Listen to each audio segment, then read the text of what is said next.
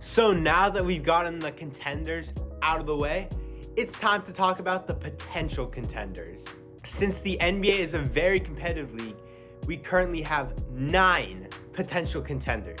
And just a reminder that these teams are only a few moves away from being in that contending category. The first team that is in the potential contenders category are the Denver Nuggets. Now, I know what you're thinking. They should be in the contending category. They just won a championship 2 years ago. Well, since then, a lot has changed. The Nuggets have just gone down roster-wise. Losing Bruce Brown and Jeff Green in last year's offseason took away a lot of their depth, leaving them with a weak bench. And now they lost one of their starters in Kentavious Caldwell-Pope. So they're getting even weaker and to have almost no depth. To make matters even worse, Reggie Jackson was traded away to Charlotte. So now Christian Braun is starting in at the shooting guard, which may be the weakest starter on all 30 NBA teams. So what they really need are role players to fill in those spots on the bench and to add depth to the team. Because after all, Jokic and Murray can't do it alone with the help of Michael Porter Jr. and Aaron Gordon.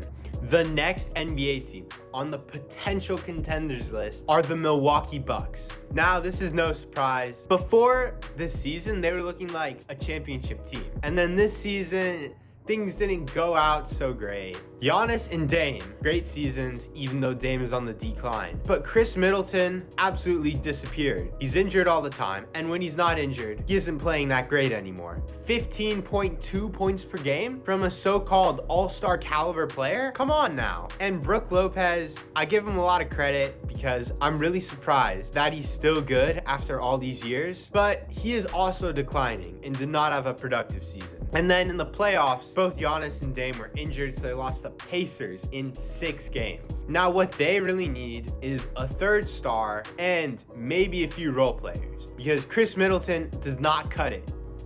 Next up, we have the Indiana Pacers. Yes, they did contend this year. They made it to the Eastern Conference Final. But let's be real, the Indiana Pacers would not have made the Eastern Conference Finals if it wasn't for injuries. If Giannis and Dame were healthy in Milwaukee, it's very likely that the Bucks would have beaten them. And if the Knicks could stay healthy, the Pacers would be done for in the second round. The Pacers just need more talent. Yes, Tyrese Halliburton is great, but he and Siakam are not enough. Miles Turner is looking pretty good, and the Pacers are a very deep, high-scoring team. What they really need are some defensive guys. I expect the Pacers to make another move at next year's trade deadline, and they will be a fun team to watch next year.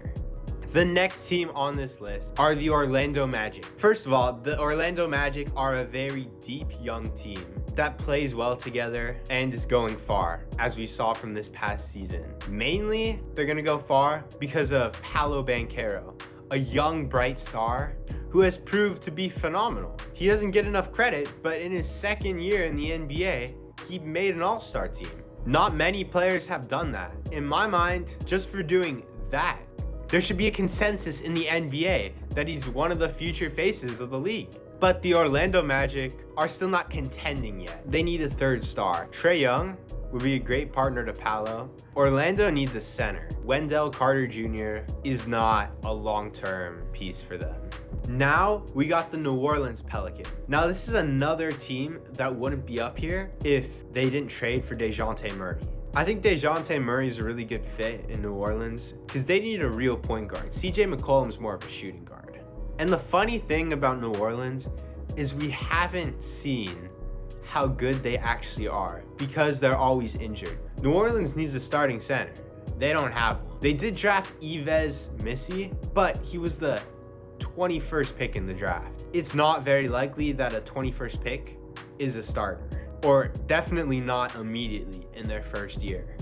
And Zion, yes, he can play center, but realistically, he's more of a power forward.